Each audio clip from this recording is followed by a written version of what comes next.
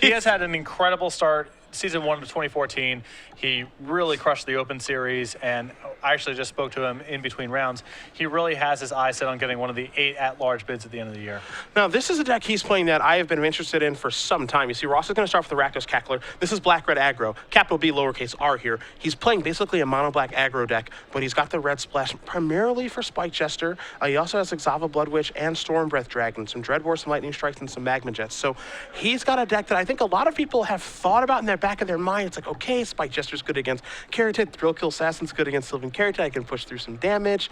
There is a Thrill Kill Assassin right now. It might be leashed, but this is a deck that no one's really given a lot of attention to. You take a look at articles around the internet and decks that have been doing well in tournaments, you can't say that that's really happened with this deck. Yeah, and unlike just playing straight mono red, for example, black gives you access to some really powerful spells against control decks after sideboard, particularly Thoughtseize and Duress. Thrill Kill Assassin will be unleashed, so it's a 2-3, but it can't block. So we might just see some pure aggression here, as there's Ross with a Burning Tree Emissary. A Lightning Strike's going to get that thing out of the way. And now we're going to see an attack here from the Cackler.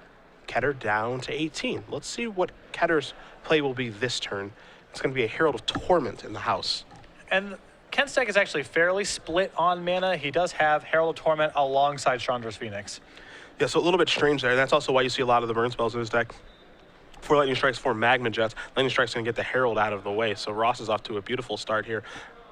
Going to attack here for 4. Another Burning Tree Emissary out there. And Ketter is getting beaten down.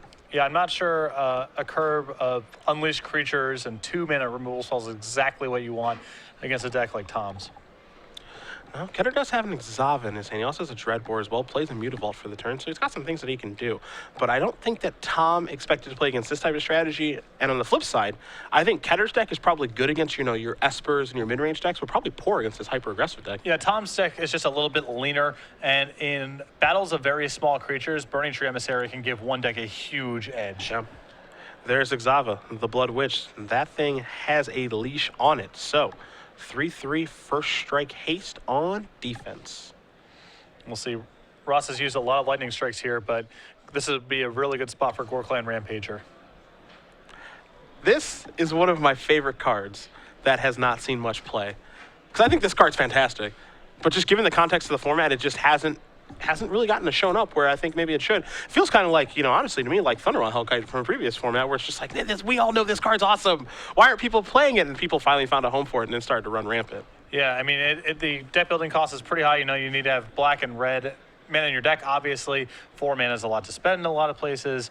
It doesn't match up the best against some cards, but raw power is very high.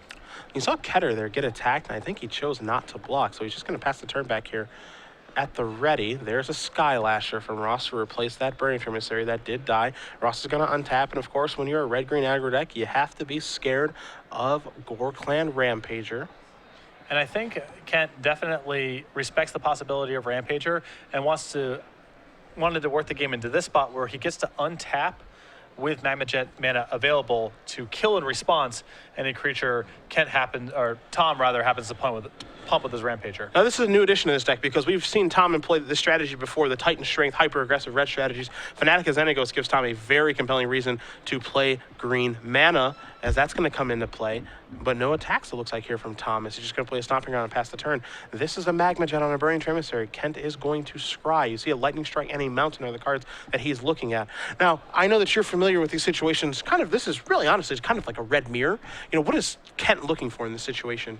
Another big creature or more instant speed removal spells. And you see both of these players have a very good sense of what each other is capable of. Tom, last turn, Kent chose not to block with his Zava sensing Gorklan Rampager. Tom respects Kent having mana available, doesn't attack into the Zava. Oh, Ross is going to untap. He'll take a draw. He's got a Skylash and a Rakdos Cackler out there. He can't hardcast a Gorklan Rampager, or he can just Lightning Strike that Zava out of the way, which is what he's going to do. These Lightning Strikes have been really good against Ken as he's played 3 different 3-toughness creatures. Lightning Strike's actually a card that I cut from my mono red aggro deck because there wasn't a lot of 3-toughness creatures in the format, but certainly Unleashed Thrill Kill Assassin into Herald of Torment into a Leashed Zava is about as good of a curve as you can sculpt up for Lightning Strikes. Lightning Strike's going to take care of that Skylasher. In comes Rakdos Cackler. Ketter's going to move down to 6. There is another copy of Zava, also Rakdos Cackler out in Kent's hand. So which one will he play? He says Exava with a leash on it and pass the turn back. And remember, Kent has already shown a respect for the fact that Gorkland Rampager is a card that could very easily be in Ross's hand. So errs on the side of caution and holds back on defense. Tom coming in. Will Ketter block? As if Ross does have a Gorkland Rampager. He's dead. So Ketter says, I have to. Yeah, he respected it before. He has to respect it again. And there is the Gorkland Rampager. So 3 trample damage is going to knock Ketter down to 3. There's Cackler Unleashed. Ross will pass the turn back. Ketter will take a draw. It's a lightning strike to go along with the Rakdos Cackler. That's actually a pretty good draw, given the situation. Yeah, I mean, he can trade a Mutavault with a Cackler. He can lightning strike another Cackler. Of course, Tom with all sorts of draws to win the game from that vantage point. But Kent is starting to recover a little bit. It's a little crazy to say, but if I'm in Ketter's situation, I would actually play the Rakdos Cackler in his hand Unleashed to actually start to get the beatdowns going, because he can use the Swamp, play a Cackler, use the Mount to activate Mutavault, block a creature, and then strike the other one. Yeah, and certainly a 1-1 on defense is not doing very much against Ross's board right now, so it's another incentive. You can't block, so you might as well start attacking. Yeah, you got to turn the corner at some point, and this is a good time to try, so he will play the Cackler, and there is the Unleash. So Kent maybe going to try to bait Tom a little bit here, saying, oh man, this sucks. I got to play a Cackler Unleashed, you know? And Ross says, I'm going to get in the red zone here. So Mutavault's going to get active. Here's a block. And before damage, we're going to have a lightning strike. Did Ross maybe draw another copy of Gorkland Rampager? No and no. Things are going to trade. Does Ross have a follow play? He does not. So Ketter's going to try to turn the corner now. Not sure what that card was, but here's an attack here for 2 from Kent. And it's a Thrill Kill Assassin. Will he unleash this one? Would you unleash this one? Well, I would not, and I like Kent's play here. I mean, there's just too many draws that Tom has that can kill you from here. You have to respect the possibility of haste creatures as well. Ketter with a Chandra's Phoenix off the top. All right, in for 4 he goes. Ross going to down to 14, has Thrill Kill Assassin on defense for that Cackler. Ross, is he going to come into the red zone? He's going to play a Stomp Ground, pass the turn back. Ketter quickly untaps. Let's see if he can find another spell. He does. That's a Rakdos Cackler. Patrick, do you unleash or leash this one? Well, I think that the thing is, if you actually do know Tom's list, then I think that you have to allow it to block, because right now, Kent can still get killed by Madcap skills if he doesn't have a second blocker back. If he doesn't know Tom's list, then he's going to play it Unleashed, because as far as he knows, the Thrill Kill is still live. And even if Tom draws a way to kill the Thrill Kill, Tom isn't attacking for lethal this turn, but Madcap skills throws that all for a loop. Ross going to play a Fire Drinker Satyr. Going to pass the turn back here, so maybe Kent's going to have to slow down a little bit. Kent draws a Temple of Malice. Not a bad card to actually slow down with, because even though it's not a spell, it provides information.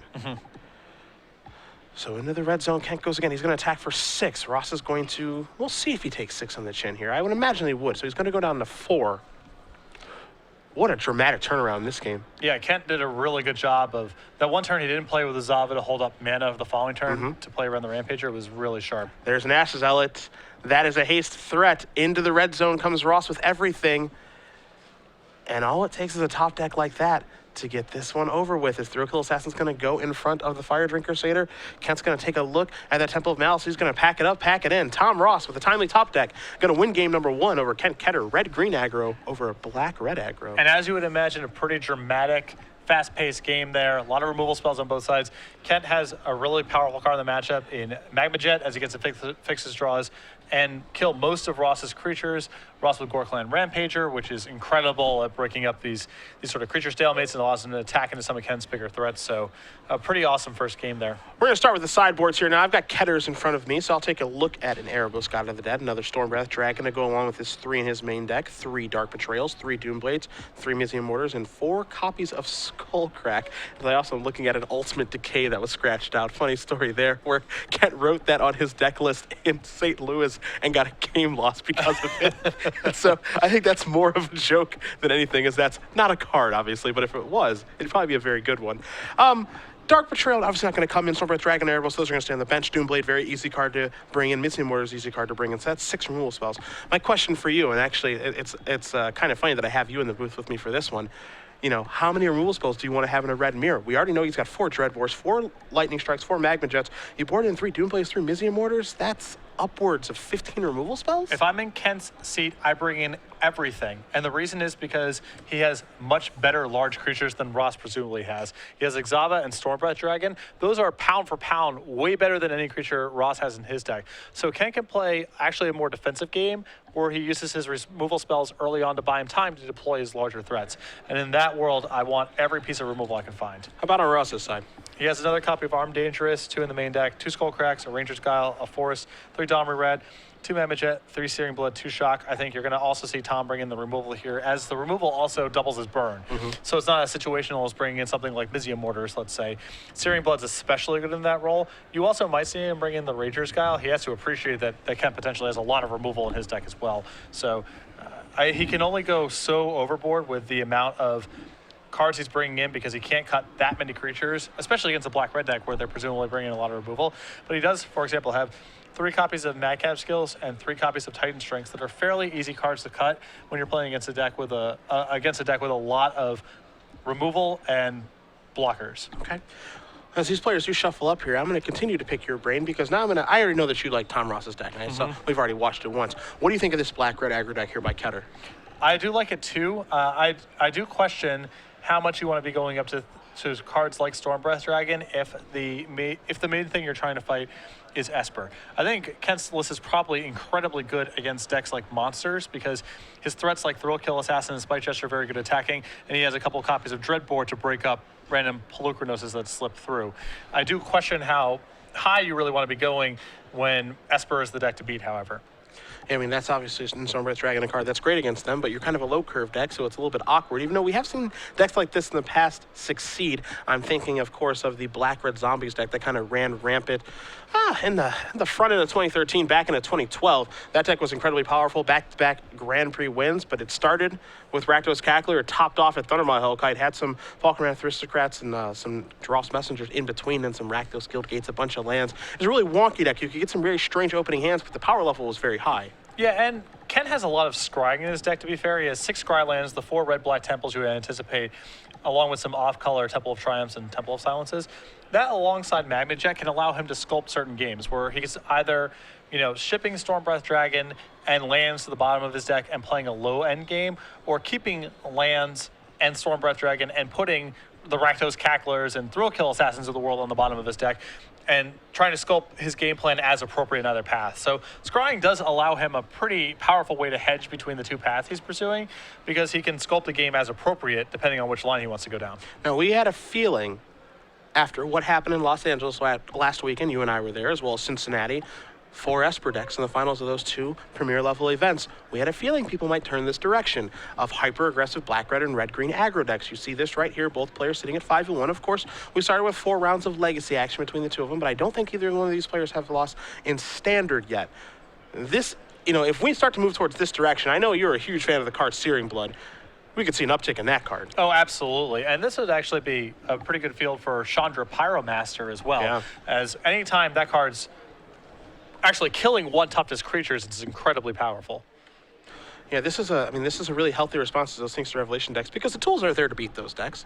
And those decks do not fare very well against these hyper-aggressive red strategies at all. Yeah, the issue is I think for a while people were trying to beat Esper with cards like Rurik Thar and Sire of Sanity, and you can beat Esper in some percentage of games with those cards, but generally speaking, you're slowing down your deck when you're bringing those cards in, and you open your exposure to cards like Essence Scatter and Dissolve and Syncopate when you're trying to go that high against them. Esper is much less equipped to sideboard effectively against a lot of cheap stuff.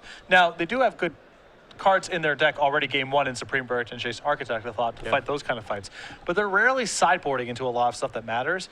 Whereas when you're trying to play these monster strategies or what have you, and trying to sideboard in a bunch of 5 and 6 casting cost cards that are powerful, I think you just end up playing right into their hands a good percentage of the time. Again, Ketter and Ross will be playing game number 2 here in just a moment. Both these players rather accomplished, as we've been saying that a lot this weekend. Matchups like this are going to happen. And we have a quick update for you guys. Brian Runwin against, I believe, Todd Anderson. And they're battling, so we'll be moving over to that one. And because this one probably won't take very long, but Brian did win game number 1 because why would he lose this weekend? Exactly. Why even make it close? Yeah. Temple of Malice here to start. So Ketter without a 1-drop, but he does get to scry the top card to the bottom of his deck. Ross? Gonna start breaking those walls down with a Rakdos Cackler. There's a Thrill Kill Assassin. It will be unleashed. And he's going to be on the aggressive plan, I suppose. Being on the play gives him a little more flexibility. But I think in the matchup, his deck is better suited to be a control deck. Well, we will see. Here's a couple copies of Burning Emissary. I think this is a reason to slow down. I think you have proven your point in spades. Might want to pump the brakes over there, Ken. Double Burning Emissary into a Skylash from Tom Ross. So there's not a card like Bile Blight in Ketter's deck to punish him. So it's time to start trading already, which that Thrill Kill Assassin cannot do. I'm not saying that Kent necessarily made a mistake by unleashing last turn, but it did feel like he might have been a little bit on autopilot. Again, I think his deck is very well structured to just play removal spells into powerful 4 and 5 mana creatures. Damage racing with Tom's deck is a fool's errand. Good. Tom's deck is so much better suited. We're going to see a Temple of Triumph. Top card's going to stay on top. I think this is all about role assessment here, where, you know, I could see Kent thinking I'm on the play. I'll give the beatdowns. Just go around and Burning Emissary saying, hey, don't forget about how awesome I am because I facilitate some ridiculous aggressive draws. As Dreadboard's going to have to trade with something. It's going to take down one of these Burning Emissaries. Obviously, Thrill Kill can't block. So come on in as Kent does roll up his sleeves and passes the turn back. Yeah, Burning Emissary makes my top 5 list of most powerful cards in Standard. Not always in decks that are any good. That's a separate issue. Sure. But in terms of raw power and how good is it in the decks it's facilitating, whether it's green or red, Nykthos strategies or just straight beatdown decks, it is incredibly powerful. Yeah, I think some people tend to forget because it's not right in front of us. Remember the old Naya Humans deck that had Burning Emissary, that the draws it enabled were completely absurd? And, yes. You know, you'd come to your friends, what happened? I played against Naya Humans. Oh, so double Burning Tree draw? Yep. That's kind of what's happening here. Creature's going to go in the red zone. Ross going to play a land, pass the turn back. Ketter under the gun, trying to stabilize, draws a Dreadbore. And Ken has to be thrilled with what appears to be a temporary reprieve. If Tom had much to add to his board this turn, not even his removal spells and Zava could theoretically keep him up in this game. But instead, he might have enough time to deploy his blockers and removal spells and start to catch up from this hole that Tom has thrown him into to start the game. Well, don't you dare trust that crafty player on the right in Tom Ross. I know he's got that smooth style from Louisiana, but this guy knows how to play these aggressive decks. Oh, yeah. He's got some stuff over there, okay? Yeah. See what Ketter wants to play this turn. This might be an untapped Blood Crypt, which is a Fist Pump. If you're Tom, you got to be thrilled. Here's a Spike Jester. And wow, we can't stop. We won't stop. Even Tom looks a little taken aback. You want to race with me? Deal. All right. It's one way here. Ross goes down to 11. I know Ketter's got a Dreadbore. With playing a Ravnica dual land untapped, I mean, this is as aggressive as it gets. Hey, we're on the one-way highway. Yeah. And honestly, I feel like Ketter's almost decided, you know what? I'm committed to my plan of just trying to kill you as fast as I can. Let's get the race on. Ross is going to put a Skylasher in. I believe Ross's hand is Ash Zealot and a Shock, so Kent's just dead. Is that a good hand? There's a Shock. Ketter's going to go down to 8. Ross is going to untap. I told you he didn't have nothing. He's going to show an Ash Zealot, cast that, and that is going to do it. Tom Ross is 6-1 here in the Star City Games Season 1 Invitational. Ketter is going to pick up his second loss. Black-Red Aggro, a little innovative, but I'm kind of with you. I felt like Tom might be favored in this matchup, and won that one pretty easy. Well, I do